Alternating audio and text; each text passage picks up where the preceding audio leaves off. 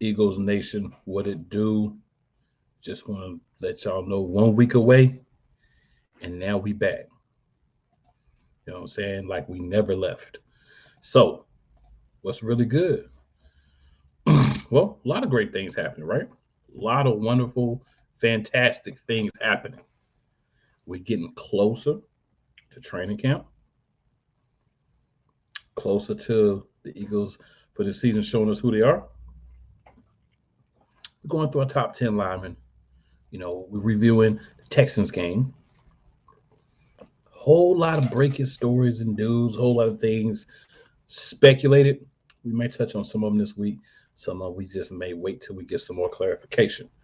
But one thing you know for sure, it's all Eagles all the time. And with that, I'll bring on one of my co-hosts. Wyatt, what's up, man? What's happening, everyone? Another show, another week closer to the football season. I'm ready to get into it. Yep. And also, Eagles Diva is on the scene. What's good, Bird Gang Nation? What's up? It's almost that time. We're getting closer. Closer and Every closer. week. And this week, our first comment Rod. is from our guy, Rod. What up, Rod? Yep, Rod. All right. And then, where we at now, there's only one thing to do before we get this thing popping. So we might as well go ahead and do that. Let's go.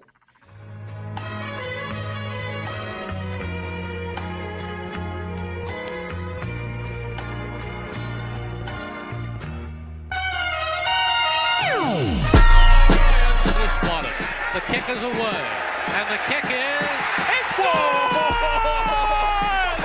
And the Eagles win! It's hard to come to South Philadelphia and leave here with the win. You just don't come to Philadelphia and leave here with the win. Eagles fans everywhere, this is for you. Let the celebration begin.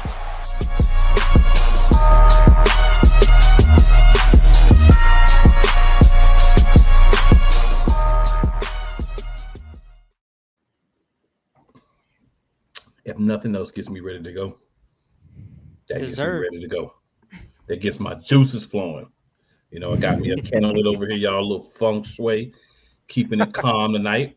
Not to get a little bit too hyped, because it's been, we weren't together last week, so just keeping it chill, keeping it easy, all that good stuff. So we're gonna start off as we always do, Wyatt, and of course Eagles Diva, if you have any as well. Eagles updates, what it do? Yeah, I mean, then for those who don't know, we had a big celebration over the past week. The organization turned 90 years old on July 8th. The organization was founded July 8th of 1933. So, I mean, we're only 10 years away from that full 100, man. And they're talking about possibly putting patches on the jerseys, too. Let's do it. And Philly, of course, is in the house. What's going on? What's going on, Philly? Yes, sir. What else you got for us, Wyatt? Yeah, I mean, Deebo Samuel still out here talking smack. He's still salty from that loss that they took. He was on a radio show, and he was once again asked about the game, and he's just said, just wait until week 13. We'll show you. And then apparently he hung up and ended his interview pretty early. So, I mean, he's a little salty still. He's still a little bent out of shape about it. And he thinks that they're going to come into the house and win on week 13.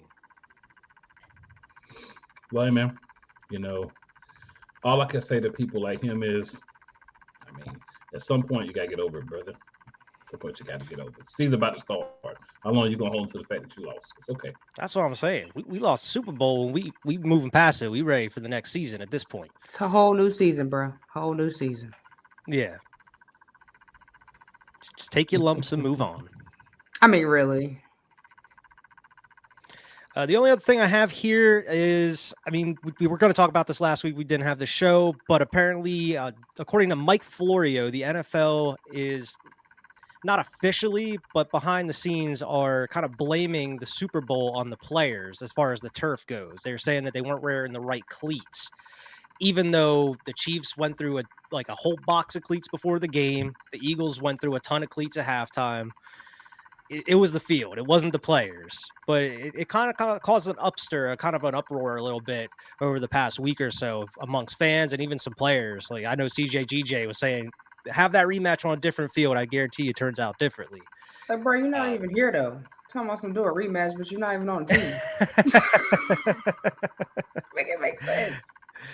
But I mean, it's definitely causing some conversation. Like, why would the NFL just decide to blame that on the players? You know, I thought they were supposed to be for the players. They just didn't want their own image, I guess, ruined. Yeah. Well, the problem is the story keeps getting steam, keeps getting traction. It keeps being allowed to be part of the narrative. You know, a lot of his players, Brandon Graham came out a couple of weeks ago. You know, and he was asked, but he still fell into the trap. And I think that's continuing to keep it going. And the problem with that is it's not allowing us to move on properly. And it's making us look a little, and I hate to say this, a little 40-winerish. So, you know, it sucks. It happened. It is what it is. But we just got to move on from it. We can't continue to even allow people to bring it up and feed into it, because all they want to do is, in my opinion, keep bringing this up. They know it's a sore spot. And then they can say, oh, they're no better than the 49ers. They're whining too. So we just got to let it go. Like, hey, we lost the game. There was a lot of things that happened that were in their favor. We lost the game. Let's keep it moving.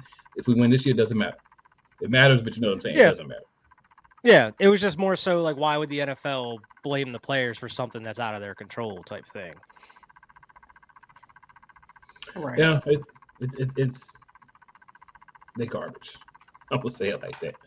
They just garbage because they keep, like I say, man, I feel like it's just, at this point, it's just trying to bring things up just so you can keep talking about, oh, you know, the Eagles are whining about this, the Eagles are whining about that. So just let it roll. Just let it burn. Mm-hmm. All we gotta do is let it burn, and can't nobody else bring it up. I mean, obviously we're getting closer to, you know, training camp. A lot of talk about the off-season team activities that we did have, and you know, that's exciting because we know some of our young guys seem to have performed very well. We'll get into that definitely in a future show, but also we're starting to hear a lot rumors. One of the rumors that has consistently been out there, and Wyatt's talked about this before as well, is the whole Buda Baker or another player coming to the Philadelphia Eagles. Now, Yakib Sports, who you may or may not be aware of, did have a story where they were saying the other day that they believe a move is going to be imminent with Howie Roseman and the Philadelphia Eagles. So they're believing that we have a move that's going to be imminent within, they're saying, probably the next few days. I'm saying probably the next few weeks. Yeah. But they're saying, you know, the next few days. I mean, I feel like Howie's going to work that magic, but that may be a little quick. Yeah, a few days, that's a little fast. That's real fast. Yeah. So I mean, this must have been something that's been kind of ongoing for a little while now, like talks between teams. Yeah, if they're there's been a lot. Or close to being done. And of course, there's rumors about different players. A lot of people have jumped off of the wagon of us getting DeAndre Hopkins because of the price tag. Mm-hmm. But that's crazy. We got a couple more comments here. Want to hop on? We got Key Williams from Key in the building. What up, Key? What up, Key? Appreciate you hopping in. And my guy, my big bro, Big Wise. What's going on, man? Appreciate you hopping in and watching with us as well. What's happening? So yeah, man, the biggest thing about the news and the rumors and everything is, I feel like there is going to be at least one more move made. I feel like there may be multiple moves. It's all going to depend, number one, on what happens at training camp, who gets cut, who makes it, bubble guys. We got a lot of guys that are going to need to step it up this year who were either not on the team last year or being asked to play a much larger role. So if those guys can do what they need to do, some of these rumors might go away. Because some of these rumors are about people to step in to take their position. So we'll see how things go. But like I said, we'll get into a couple of those once they once we see a little manifestation in some of those or a couple more sources. But we've got a couple of things to dive into tonight, of course. One being, our top 10 list. And of course, we have a game review for the Texans game. If you looked earlier, I was thinking of the Titans, but hey, things happen. But it's the Texans game. It's been corrected. So we'll start off with that. This week, we're going to do top 10 just offensive linemen. If you've been watching the last couple of shows, you know that we actually did some breakdowns of different positions on the line, like center, guard, and tackle. And the reason that I wanted to do that was show how much and how deep the history of great players at those positions that we don't talk about a lot are. Right. So now we're kind of at that point. All right, let's go ahead and just hit the line as a whole. And that way we can just talk about those specific people. So who would like to start off the list? I'll go if you want, man. All right, let's get it. Number 10 here, I got Stan Walters. He played through 75 through 83. Got 2 Pro Bowls with us. Actually played 9 years. He was drafted in the 9th round, 210th overall. Actually by the Cincinnati Bengals. He played there 3 years before coming to Philly. Played left tackle was Jerry Sizemore at the right tackle, who we might be talking about here in a little bit. Gave him 2 excellent pieces on the line, and Walter started 122 consecutive games for the Eagles. Yeah, that's who I had, number 10. Hold up, y'all. I typed out my list. I'm having a little technical difficulty here. Give me a second. Uh-oh. All right, let's do this.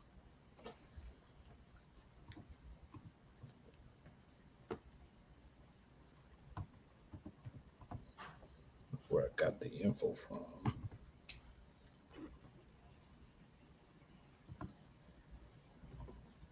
Well, go ahead with your number 9 while I get this to pull up. All right. Yeah, I got Al Wistert here. Played through from 44 through 51. Had 1 Pro Bowl, 4 All-Pro appearances. He made All-Pro 4 of his 9 years in Philly. And he was also a team captain of the years that the Eagles won their NFL titles in 48 and 49. Yeah, I've got Jerry at number 9. Jerry Sizemore. Mm-hmm. All right, here we go. I got him now. So I do have Stan Walters as well at number 10.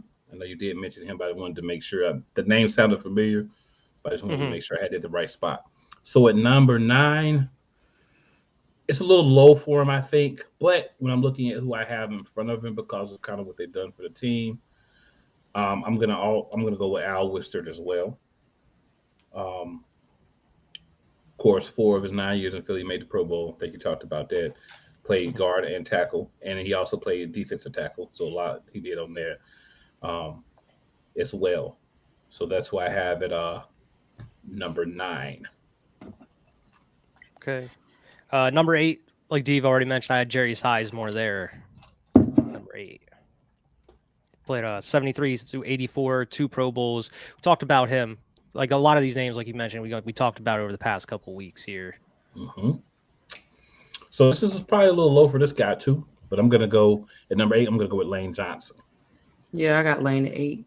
Yeah, he anchored the right tackle since he was drafted in 2013. Started all 16 games as a rookie, 2-time first team All-Pro, second team All-Pro in 2021, 4-time Pro Bowler. I mean, he was brought in to be our backup, and eventually take over at right tackle, at left tackle. But he worked out so well at right tackle. He's just been a stalwart there. I do love the fact that, he had the mental health issues. He went public with that, kind of brought a little bit of awareness to that. So I love that, he did those things. But just some other guys I got to place over him when we're looking at all time. But he's definitely one of my faves. Okay. So number 7. Mm-hmm. Yep. Number 7, I had John Runyon. Played with us for 9 seasons and played in every single game in those 9 seasons, which is wild. And he also had a Pro Bowl in that time period. I had Chuck. Chuck Bednarik. Mm-hmm. I had a Sizemore at a 7. I know we've already talked about him. Okay. So yeah. All right, my number 6 here, I had Bob Brown. Played 64 through 68, got 3 Pro Bowls, 3 All-Pro appearances with us. He's such a great player. We talked about him over the past couple of weeks as well. Absolutely. I had John Runyon. All right. I had a Chuck Bednarik from 49 through 62. He was a two-way player. He played linebacker and center. Played 14 years. Anchored the line and won 2 championships. One of the best linemen in the history of our franchise. So many things you can say about him. First team All-Pro, Pro Bowl selection in 1960, the year we won one of our championships. He played 58 minutes against the Packers in that title game and made a game-saving tackle against Jim Taylor to stop him from scoring from the goal line. 7 All-Pro, 8 altogether, 7 other All-Pro selections, and 7 Pro Bowl, 7 other Pro Bowl selections besides the one I was talking about. He was named the all-time center by the NFL in 1969. Made the Pro Football Hall of Fame. Hey, what's going to be worse tonight? In 1967. So there we go. Okay. My number 5 here, I had Trey Thomas. Yeah, that's what I had. Through 2008, had 3 Pro Bowls with us. Played 9 years with Andy Reid as the coach there through a lot of good years in those early 2000s. He was inducted in the Eagles Hall of Fame with John Runyon in 2021. I like that. And speaking of John Runyon, that's who I have at number 5. Played from 2000, 2008. He was the one that had a lot of those battles with Michael Strahan.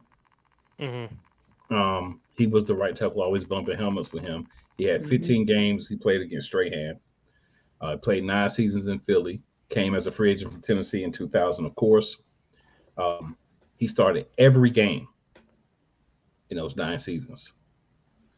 Still holds the team record, 144 consecutive starts for an offensive lineman. Made the Pro Bowl in 2002. And then Strahan was so good that Runyon was so good that Michael Strahan said, "John, you made me a student of the game." He called him a 6'9", 350 pounds of twisted steel and 9 sex appeal, and said he was the toughest guy he ever had to face on a consistent basis, and he made him a much better football player. So, when I hear those type of things come out of Michael Strahan's mouth at his own Hall of Fame induction speech, that says a lot about John Runyon. Mm-hmm. Number 4, I had Jason Peters here. Played 2009 through 2020. Was part of that Super Bowl team. Didn't get to play in the game, unfortunately, due to, I believe he had like an Achilles injury. He had always something with him towards the back half of his career there. Yeah. Made 7 Pro Bowls and was an All-Pro in 2011 and 2013. He had a huge list of quarterbacks he had to defend. I mean, he had Donovan McNabb, Kevin Cobb, Mark Sanchez, Sam Bradford, Carson Wentz, Nick Foles, and Mike Vick, of course. But I mean, he went through some rough years, but man, he held that line down. Nobody could get past Jason Peters in his prime. Yeah, I think after he had that ACL tear in 2017, that took him on down. Yeah, he was never the same after that. Yeah, and he was actually he was an undrafted tight end out of Arkansas. Out of Arkansas, he made the roster in Buffalo, and he switched to tackle. Crazy. Yeah, that was real crazy. The way he made those moves around was real crazy. Mm-hmm. Diva, who did you have before? I had Jason Peters at 4. Okay. I had Trey Thomas at 4. He was a rocket left tackle from 1998 to 2008, which is one of those great eras in our history, of course. He arrived the year before Andy Reid. When we went to the NFC title game. Trey Thomas made 3 Pro Bowls, Eagles Hall of Fame 2021, like you said before, with Runyon. They played together for 9 seasons. Interesting thing, when I was looking up his information, that I saw Well, first I want to say, and I hate to say this, he was a first round pick, 11th overall from Florida State. Those who know me know how I feel about Florida State in college football, but he was an Eagle, so I'll let it pass. He was only there for 4 years, so I'll let it pass. But he told Eagles.com that he thinks the team is only as good as their offensive line. If you have a bad offensive line, your team is not going to be able to do anything. You're not going to be able to run the ball. You can't pass the ball. Teams that have weaker offensive lines, they're not successful. So I think he really understood how important it was to play line. So he had the mental aspect of that as well. And great player for the team while he was there. Definitely a great player. Mm-hmm. I had Bob Brown for number 3. Bob Brown. Mm-hmm. I had Lane Johnson at number 3. I also had Bob Brown at number 3. And yeah, we've already talked about him as well, 64 to 68. Yep. Number 2, I had Chuck Bednarat, who we talked about a little earlier. Yeah, I had Jason Peters at number 2, so we've already talked about him as well. Yeah, I had Chuck at number 2. That only leaves one guy we haven't mentioned yet. Everyone has the same number 1. Everybody has the same number 1. Well, The Jason Kelce. Man. Yeah, none other than Jason Kelce. Came us in 2009, drafted him, and he's still here. He's still a top center, if not the best center in the league. It's wild. Yeah, he's been around, man. Part of a championship team. He's been the guy, a little undersized. A whole lot of personality as we saw in the Super Bowl season. Just a fiery guy, man. He can still move like a young guy. He's clearly not a young guy anymore, but he just plays at a different level, man. It's different speed. I love the way he plays. He's really focused on just being great, and it's one of those year-to-year things. I would love to see this man be able to go out with another championship ring. I think if we win a championship, he's gonna just be done. And I wouldn't even be upset because if there is a point where it's like, look, I've done everything I could do. You know what I'm saying? It's on it's on everybody else now, but I'd love to see us send him out with a ring. So Eagles, let's get it. But yeah, he's that guy. That'd be nice. Yeah, I mean, at the Super Bowl ring, he also has 6 Pro Bowls and 5 All-Pro appearances. He's just the man. He's just the man. For sure. Eagles legend, all-timer. For sure. Yes, sir. Yes, sir. So any other thoughts, guys, on the top 10 list? Any other Eagles thoughts before we get into this this review of this game? We got some time left, so we can really dive into, this game here against the Texans. A lot of things happened in that game, so a lot of things to talk about. All right, just wanted to make sure there weren't any other thoughts.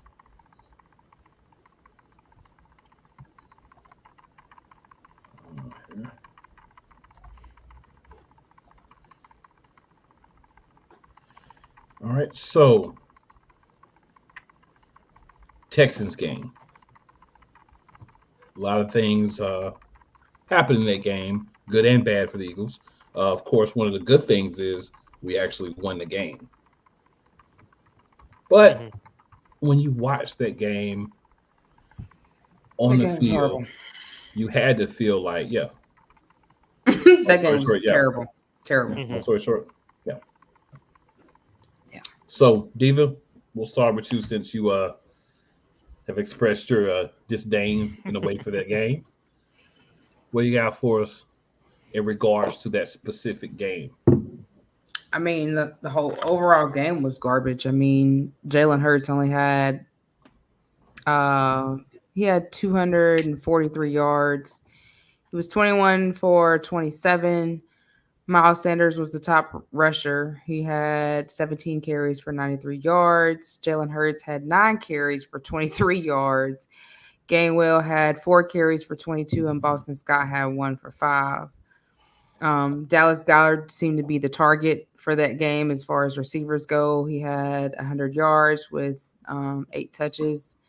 A.J. Brown only had 59 yards. Quez had 25 for 2 touches. Devontae 2 touches for 22 yards. Kenny Gainwell had 3 touches for 16 yards. Jack Stoll 1 touch for 13, and Zach Pascal 1 for 8 yards. It's on the field. It's just, I know we didn't run the ball like we were supposed to. Jalen ran the ball way more than he should have. Like, he shouldn't have had nine carries for 23 yards, and you the running back. I mean, you the quarterback. Nah, I just the defense was horrible on that game. It seems like we could not get it together. I think that was the game that we did have 2 interceptions. Bradbury had 1, and CJGJ had 1. Special teams was hot garbage. It just don't seem like it was a well-rounded playing team. Like, I don't know what some of the calls were on the offense. They were horrible. I don't know if that was Steichen or if that was Nick, but that was garbage. And we already know how Gannon does. So, yeah, with them not having a good quarterback, like, we should have blew them out the water. Literally. Mm-hmm. Literally. What you got, Wyatt? Yeah, it was definitely a lot closer than it should have been, what people expected. Because, I mean, the Texans were like 1-5-1 going into this game. We thought it was going to be a blowout. Certainly wasn't that. I mean, the defense, same story each week. Just giving up long plays, can't tackle, leaving the middle of the field wide open, just leaving guys wide open in general, even in the end zone at this point. Defense didn't look good at all, other than like those 2 picks. The offensive line in pass protection didn't look themselves either. Jalen was just constantly under pressure. He was either holding the ball too long, or just the offensive line was just letting him get by. I forget who was they had one player there that was just getting in constantly. I forget who it was. But yeah, Jalen, I mean, he had that fumble too, but he was able to, kind of reel it back in after the fumble and kind of dial back in. Most of the plays we had on offense, as far as pass plays, were pretty big plays. I mean, they had a lot of yards after catch. Brown had a good touchdown. Dallas Goedert, like Diva mentioned, he was the player of the game. And that one, it was like he had a couple screens and he had a couple huge wide open catches as well. But it just, they couldn't get any traction going at the right time. Like if you look at the board here, they had 1 score in each quarter pretty much. They weren't able to do anything more than that. They just weren't able to get it going, and that was in part due to a lot of questionable calls, like Diva mentioned, as far as the offense goes, and just the defense being very lackluster. Yeah. So Jerry Hughes and Kurt Hinish did get sacks. Hughes. You're thinking about Jonathan Owens, I'm pretty sure. Yeah. Hughes, had 2 sacks, and Hinish had 1. Jonathan Owens was a constant thorn, as well as Jalen Petrie, Christian Kirksey. There's a lot of guys they had that were, kind of hanging on the backfield a little bit, making good, solid plays, doing a lot of things for the team. And I gotta tell you, man, it's crazy, and it's simply crazy because I felt like this game was going to be a harder game because they had nothing to lose, right? The Texans were already bad by this point. They had nothing to lose. Now, I think what did help them was the 2 touchdowns from Davis Mills. But then what hurt them was the 2 interceptions. The turnovers. This is a classic Davis Mills. He gets a good lead. He's having a decent half. And all of a sudden the other team is like, you know what? Let's take them out of it, and we'll start with him. Like, hurts himself. 243, 2 touchdowns, no picks, right? As well as what he did on the ground, run the ball. Sanders had a touchdown as well as Gainwell.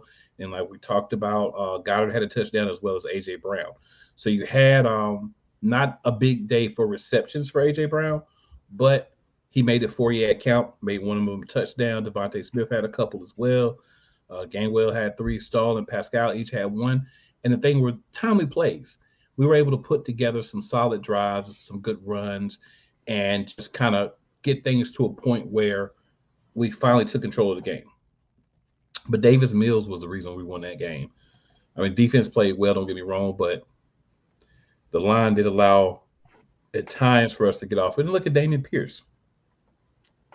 Dameon Pierce ran for 139 yards against us. Mm-hmm. Right? He just could not tackle him. Yeah, there was a couple plays. There was 3 guys grabbing him, and he just shook him off like it was nothing. This is one of those games where we decided not to show up tackling. I put some of that on the players. I put some of that on Jonathan Gannon. I think Sean Desai is going to be a major upgrade from Jonathan Gannon just because I don't have a lot of faith in one Jonathan Gannon. I didn't have a lot of faith when we went into last year, and all he did throughout the year was prove me to be correct. Jonathan Gannon is not a horrible coach, but he doesn't have the ability to be flexible with his schemes. So he's a horrible coach for the Eagles. The Eagles had all these pieces last year. These guys that could play 2, 3, multiple positions. You could put all these crazy lineups in and do things. And Jonathan Gannon just wants to play 5 yards off. He just wants to kind of, we're just going to outscore teams, and then we're just going to try to make sure they don't score touchdowns. And Well, that's what happens when you don't know the strength of your players. Like, you have to know the strength of your players and their abilities to put them in positions to make great plays, and he doesn't know that. Absolutely. Or he doesn't care. Or he didn't care. Because we don't have to say doesn't anymore because, thankfully, he's no longer there. It might have been a little bit of both, but I really don't think he knew, honestly. I don't think he knew the strength of them players like that. I don't. Yeah. I mean, if that's the case, I got to say that's even more concerning than not caring. Because if you're the defensive coordinator and you don't know the strength of your players, then you shouldn't be the defensive coordinator. Well, you have to tell. I mean, that was your head coach that had his back. You know what I'm saying? Well, that's his buddy. Sometimes you let friendship cloud your judgment. Yep. They just didn't want to be wrong. I mean, that's why they tried to give him all the help he could too. Like, they brought Vic Fangio in and some other people to kind of help consult on the defense. It was like they just didn't want, like Howie with his draft picks on certain. He's like, he doesn't want to be wrong, so he holds on to him for years, a couple years too long. Maybe, just maybe, they wanted to make sure he did enough to get up out of the building. Because the one way you can get him out of Sirianni's staff is go ahead and move him on to a head coaching job, because Sirianni's not going to try to stop him from being a head coach. Right. Mm-hmm. So maybe that was the plan all along. And if that was, kudos. It did work. Fangio was like, this guy has no idea what he's doing over here. Yeah. This guy lost the help Super Bowl. Yeah. Fangio was like, what in the world we got here? How in the world does this guy have a job? Who's his friend? What pictures does he have? What threats does he have for the organization? What in the world's going on here? But just total yards here. Just a couple of more things that happened in the game. If it's been a while since you've seen the game, maybe a little refresher.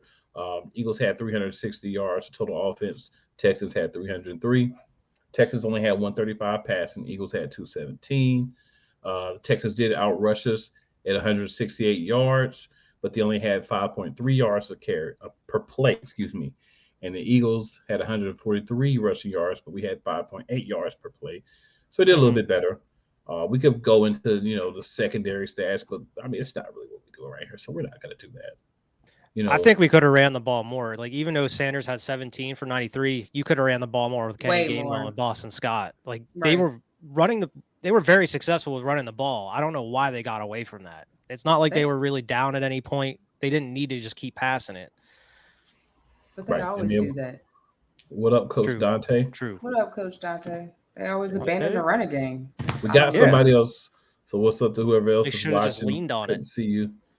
But Andy Reid did that a lot too. Banning the running game at the wrong time, like it's working. What are you doing? Right. Yeah. You could have put this game away just by running the ball. Yes. So in the history of the Philadelphia Eagles, we've had problems really running the ball on a consistent basis and really putting games away with that. Mm-hmm. And we've also had a problem since rest his soul, late great Jim Johnson passed away. With really getting a guy in here who's going to continue to play that defense that we need attacking.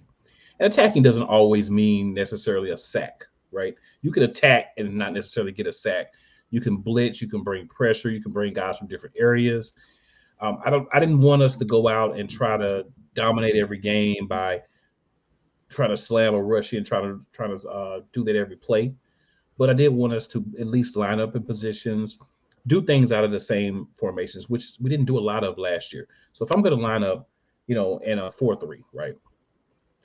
I can't always blitz Hassan Reddick, but I can make him walk up to the line like he's going to blitz, then pull him back and just have him cover his area, right? Mhm. Have a different guy walk up like he's going to blitz. Do some things, make teams question what you're going to do in formations, what you're going to do in small packages. You bring certain packages in, you shouldn't always know, oh, if this package comes in, they're going to run the ball because this is their run sub package, right?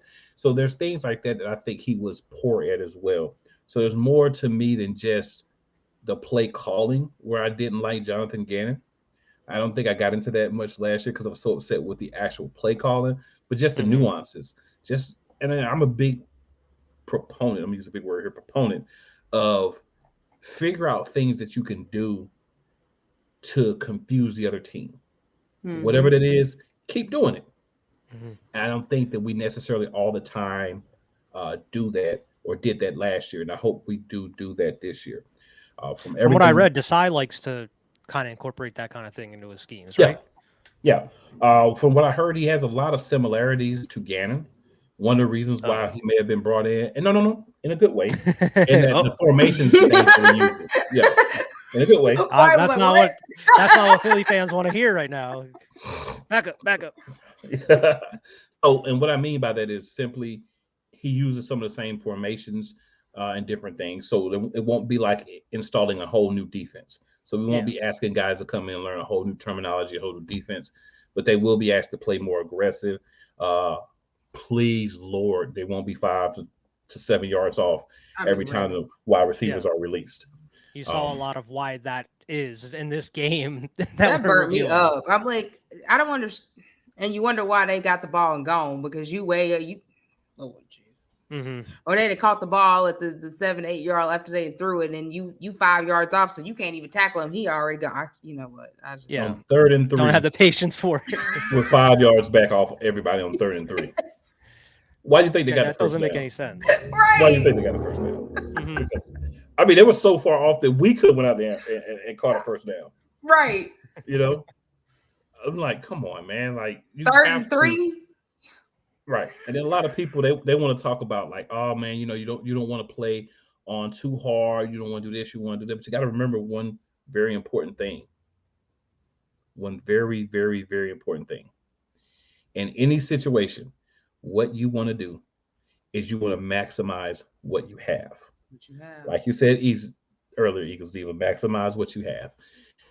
Gannon never got that piece. Hopefully, he continues down that same path with Arizona.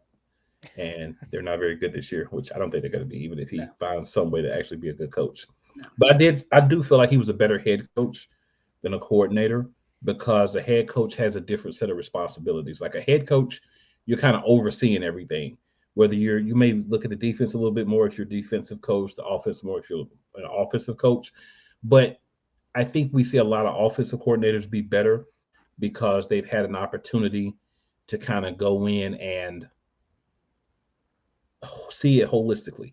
As offensive coordinator, this is the things I would have a defense do to stop certain things. As a,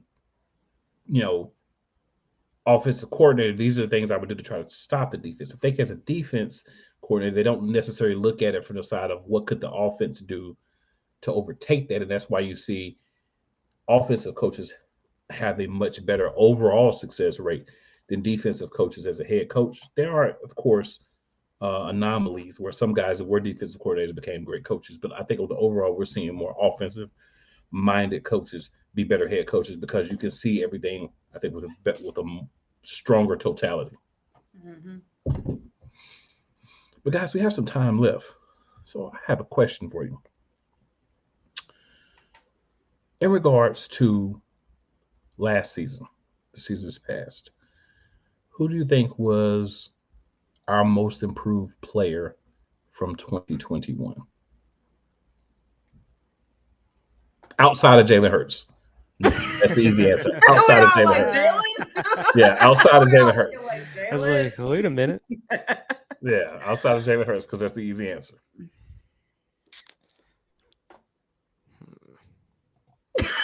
I mean, he's not here no more, so it doesn't really matter. But I would say Miles Sanders stepped up. when he Okay. needed to. He stepped up big.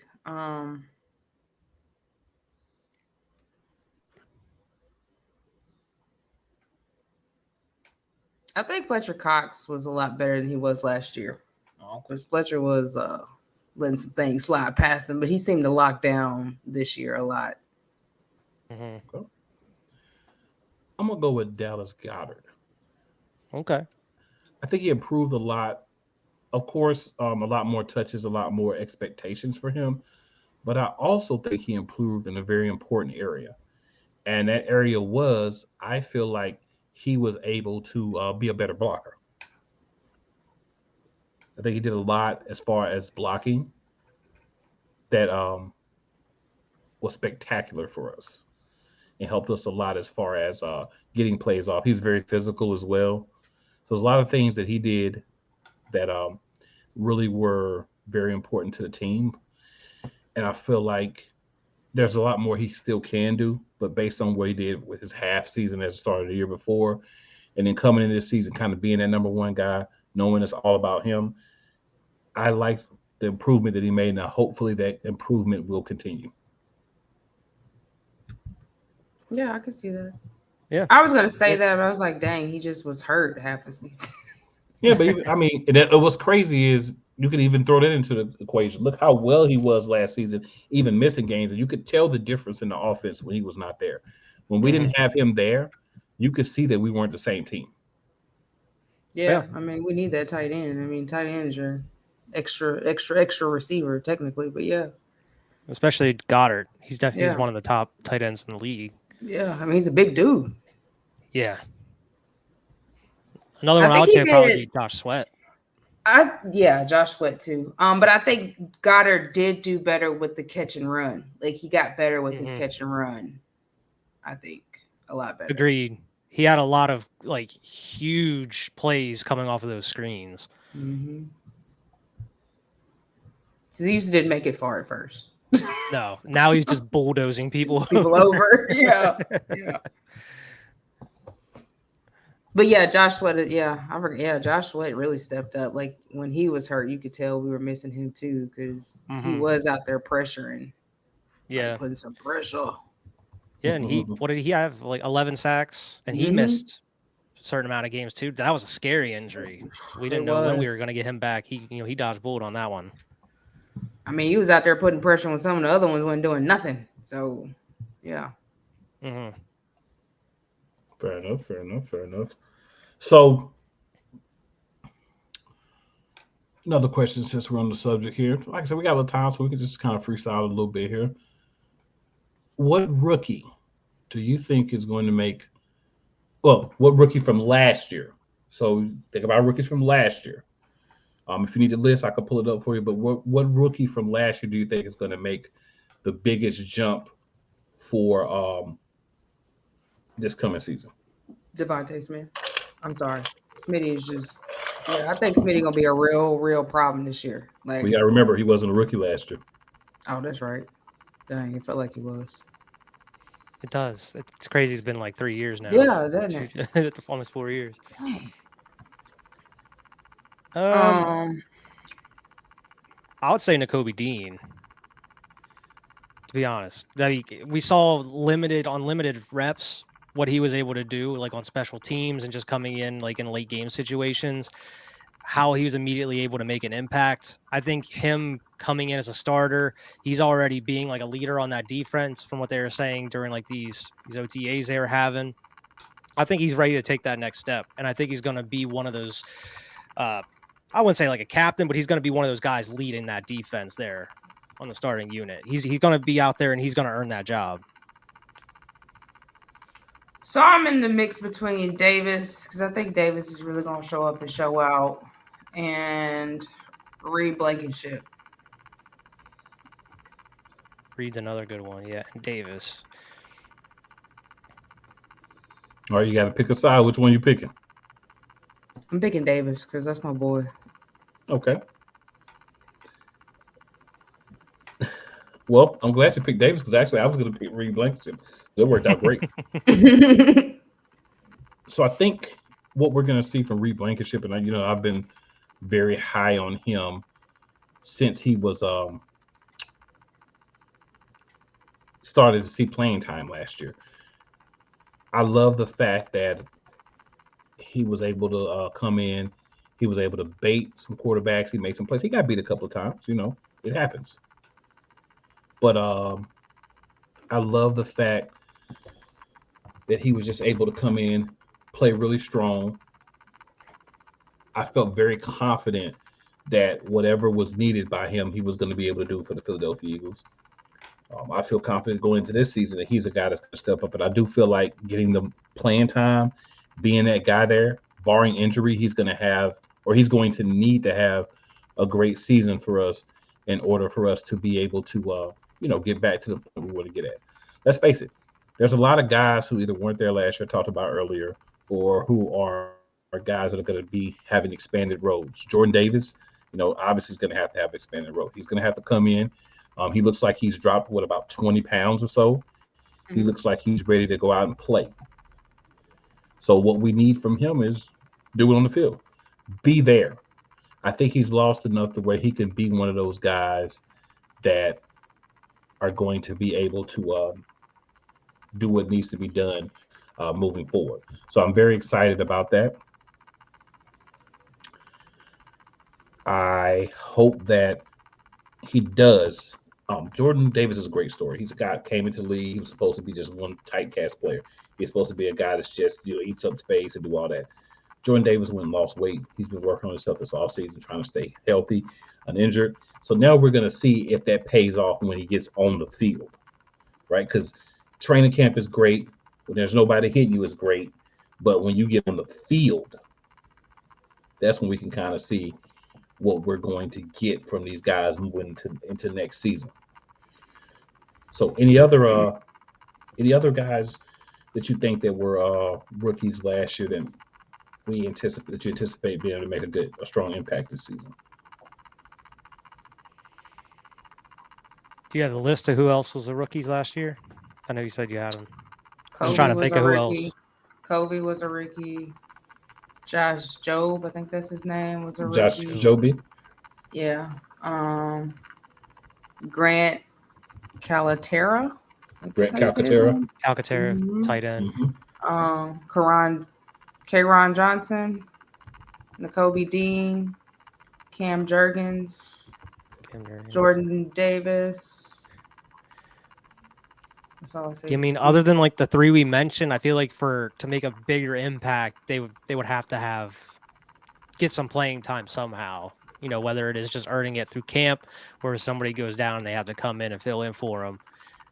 I mean, I think the players we talked about already are most likely going to be getting the start coming into the season. Mm-hmm. Absolutely. So another question. So we have, and I'll pull up the schedule for next season for you. My question is going to be, what do you guys think is going to be the trickiest game for us this season? It could be placement, could be who we're playing, could be any of that. So let me give you the schedule because without seeing the schedule, it's hard to say which one you think. So, and I'll give you in the order of the weeks that they're played, so you'll be able to go down like, okay, we play this team, and this team, and that team. So we'll start off against the Patriots. Then we'll play the Vikings. The Vikings game is in Philadelphia. We'll play Tampa Bay in Tampa Bay. First game against the Commanders, they'll come to Philadelphia. Then we'll play the Rams in LA. Then we'll play the Jets in New York. The game's a lot more difficult than it would have been. Then we play the Dolphins. The Dolphins come and play the Eagles in Philly. Then the Eagles go to the Commanders. Then the Cowboys come to Philly. Then the Eagles go to Kansas City. And the Bills come to Philadelphia. Okay, so let me back up. So after the Cowboys game, we have a bye. Okay, so then coming off the bye, we play the Chiefs then we play the Bills, then the 49ers, then the Cowboys in Dallas, and then Seahawks, Giants, Cardinals, and Giants. So we can leave off the Giants, Cardinals, and Giants because I'm sorry, but those games are not going to be important. I think the Chiefs probably gonna be one of the trickiest games because we gotta play them again, or we gotta play them at their field. I think that's probably gonna be one of the trickiest games because that's you got two good quarterbacks going at it again. What 6, 7, 8 months later, and it's a night game, so I think that one's gonna be a little tricky. Yeah, I would say probably there's two spots, and that's like almost right before the bye and right after that bye, like you said, that Chiefs and then Bills, like back to back, or like you mentioned, like the Jets and then the Dolphins, and we'd play the Dolphins prime time. Yeah, the Dolphins. So like 2 weeks in a row for both of them, that's gonna be rough. Like two huge teams like that back to back. So I'll say I think the two games for me, because I'll be honest, when I'm making this statement, I'm thinking that, and I hate to say this, but I think Tua is going to be hurt by the time we play in October. Unless they do something to fix that line, I think he's going to be hurt by the time we play. But let's assume that he won't be hurt. I'd still say the Jets game, because if you look at the Jets, nobody even scored 31 points on them last year. And now they have Aaron Rodgers. And we can feel how we want about Aaron and all the shrooms in the dark rooms and all the foolishness. But when it comes to football on the field and being a quarterback, this guy's pretty good if you haven't heard. So I think having him on this team with a lot of guys that are really good and then adding some guys that he already has comfort with, I think that's going to be a very dangerous game for us to have to play. And then, like you said, turn around and playing Miami after that if they do have Tua. But I still think that Jets game is going to be harder. Also, because there's got to be a piece of you that's also looking ahead to that Dolphins game the very next week. But I think that Jets game is going to be hard. And then I think that 49ers game. Yeah, I think the 49ers game.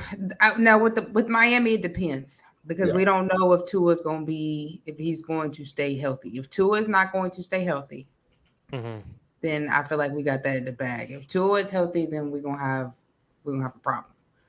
But I don't know. I mean, yeah, Aaron Rodgers is a good quarterback. Don't get me wrong, but Aaron Rodgers got some age on him now. Honestly, like he do. But I don't know. But see, he's not gonna make the bad throws, right? He's going to be better than my boy Mike White, right? He's a better quarterback than Mike White. Yeah, Mike White had the team looking good. Of course. You're not going to ask him to come out there and throw for 300 yards a game, go win the game on his own. You're going to ask him to come out there and manage the team, make the plays under there, and make the right reads. And that's something Aaron Rodgers is going to be able to do. He's still got a little bit of athleticism left, too. He do. But, I mean, that team also got a jail because Aaron Rodgers has been with Green Bay his whole life. So you going to a totally different team with everything different. You don't know if, he going to call the shots like he was calling the shots in Green Bay. I mean, it's just a lot of things to factor in because Aaron Rodgers is a diva. When he don't get his way, he is a diva. Well, you got to remember this. If the Jets are bringing in Aaron Rodgers, then they're saying, you do what you want to do. Like, you don't bring in Aaron Rodgers if you're not going to allow him to be Aaron Rodgers. I mean, I feel that. I feel that. But I don't know. It's stupid. I mean, so I to me, they already know that. Because Brett Favre was the same way, but he went to the Jets and what happened? Yeah, but Brett's more of a diva about the game. Aaron Rodgers is more a diva about the behind the scenes stuff. Like, you don't ever really see him too much complain about on the field unless it's because something happened off the field that has him in his feelings, right? Like he was complaining about the wide receivers at Green Bay last year because he wanted to bring in a better receiver for him last year after they let Devontae Adams go and they didn't. So he cried about the wide receivers until they started stepping up. But if it's not something that happens off the field, as long as he gets his way behind the scenes, which there's a lot of guys on his team offensively that are Aaron Rodgers guys that played with him before in Green Bay. So you've pretty much went out. He gave you a list of guys he wanted to play with, and you pretty much said, we're going to get everybody we can off that list, and they did. So I think the Jets are saying, hey, what we've been doing offensively hasn't worked. Aaron Rodgers can kind of have his way, do his thing with the offense.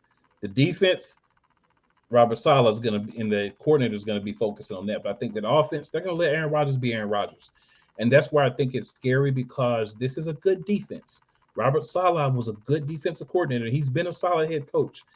So this is going to be a good defense. This is going to be above average defense, getting better every year. The question is going to be how physical they're going to be and how ready we are for that game by the time it happens. Because we have the Rams the week before. And if the Rams are anything like we're thinking, that's going to be a nice warm-up game. But yeah, I think the Jets are going to give a lot of people more problems than people feel like is going to happen, because I think Aaron Rodgers is going to be a better at getting him over the hump than most people think, because all he's got to do is just do what he normally does. He doesn't have to do anything special.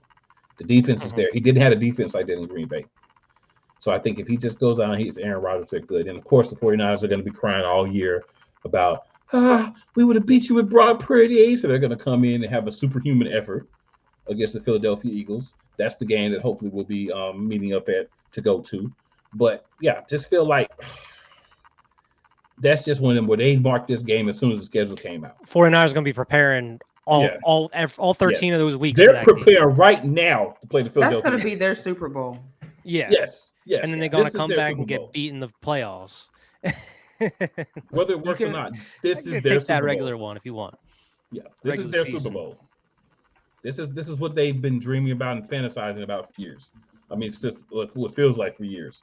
Yeah. But yeah, they're going to be prepared. And the question with them is, of course, they got a new DC, because their DC got a head coaching job, and he did a really good job. You know, they hired in a guy who is really good too, so they may not have as much of a drop off as some other teams would have. You may have heard of him, Steve Wilks. Wilks is a really good defensive coordinator, so they've gotten a guy that's going to be a good DC. But the Eagles should be hitting on all cylinders. Hopefully. You know, my biggest thing going into this offseason is, as we stand now, it's Olamide Zaccheaus and Quez Watkins for the number 3 receiver. The winner of that is going to tell me a lot about what we're doing. And it won't be bad either way, but it'll just tell me a lot about what we're doing. If Zaccheaus can go in there and wrest that job from him, that means he's the guy that I saw in Atlanta with less play at quarterback. No slight to Marcus Mariota, who is our backup now. But if he can come in and be as good as he was there, I don't see how he doesn't win that job. If he wins that job, a new dynamic, because of another guy that makes a lot of the catches. The problem we have had since Jason Avant left this team is our third wide receiver has not been a guy that you can count on. No. Just hasn't. No. So now if we can get a guy who you can count on in that slot, a guy that you could say, I don't have to say, oh, wait a minute, that's Quez. I got to make sure I lay the ball in a certain place. I got to have a certain spin on it for him to make the catch. I could just zip it in there like I do everybody else.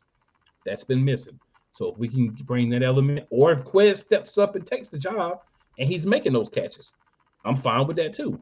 But the Quez Watkins that I saw last year, if he's allowed to be the number 3 receiver, we're going to see a lot of rants from your boy this year. And that's 100%. 100%. Mm-hmm. I guess so, just a couple of extra questions there since we had a little free time. I think next week we're going to have to go ahead and jump on that double up, right?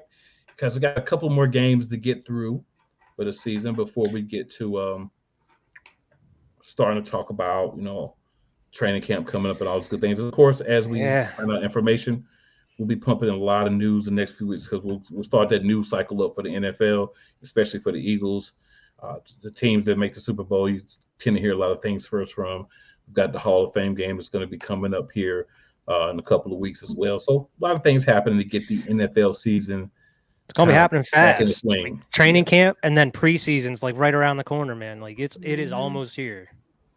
So yeah, very, very, very excited about that, man. Can't wait to get into that. Can't wait to dig into the games for the season. That's going to be just awesome. Mm-hmm. There's another way to put it. It's just going to be awesome. So, guys, any thoughts before we end things for the week? No. Yeah, hoping we talking about a nice Howie move maybe next week if your rumors are true. I would not be upset by that either. So this week we did cover the Texans. So next week we'll do the second Commanders game and the Colts game. So Okay. we'll go ahead and start doubling up. That way we can knock these bad boys out, get through the regular season. Then we got to get through the championship games, and then we got to go back through that ripping the Band-Aid off again in the Super Bowl. But you know what, man? That's what happens. That is what happens. It is. Yes, sir. All right, and we got Phillies. It'll be back next week. Have a great night. See you, Philly. Philly. Absolutely. We had Robinson put Will Anderson had 3 sacks for this game. I'm assuming he must be talking about the Texans game. I looked it up. I didn't see that unless I missed it somewhere and they didn't report that properly. I didn't see Will Anderson playing in that game. But like I said, I went to NFL site, so maybe they overlooked something for that one. But I will say this. Great show, guys. We will be back next week. Make sure you're here. Plenty more to talk about. Rumors, breaking news, just everything happening in the world of the Philadelphia Eagles. We did take a 1 week hiatus last week, but that's very rare. So be ready to meet us here next week, 8:30 p.m. Eastern Standard Time. And for those of you who have a problem with the Philadelphia Eagles, think we can't go back to the Super Bowl, think we don't have the ability to be the team that we look like, I've got one thing to say to you. And if you're not done with that, Philly's got 2 words for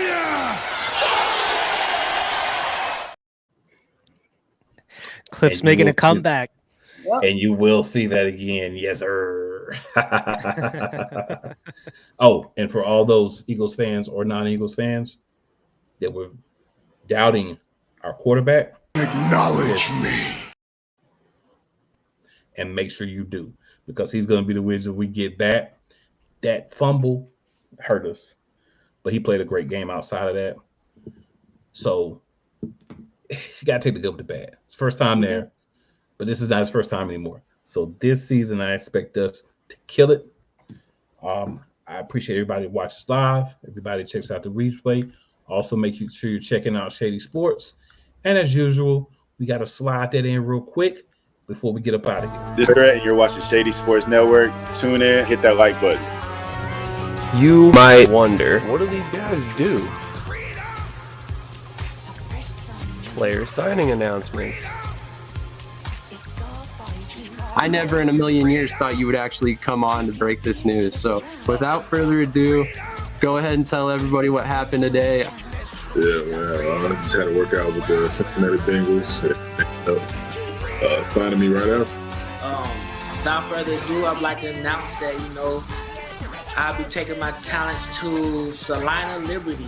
This just in, the Major League of Football is reportedly collapsing, unable to pay hotel room bills, with players being kicked out of their rooms and hotel managers asking them to leave voluntarily without issue.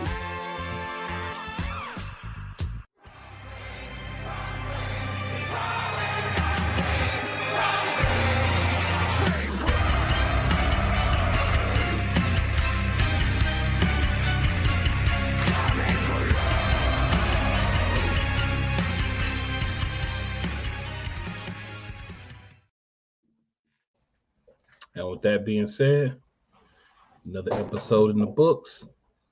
We're going to hit you with the outro. Fly, Eagles, fly. Be #be elite.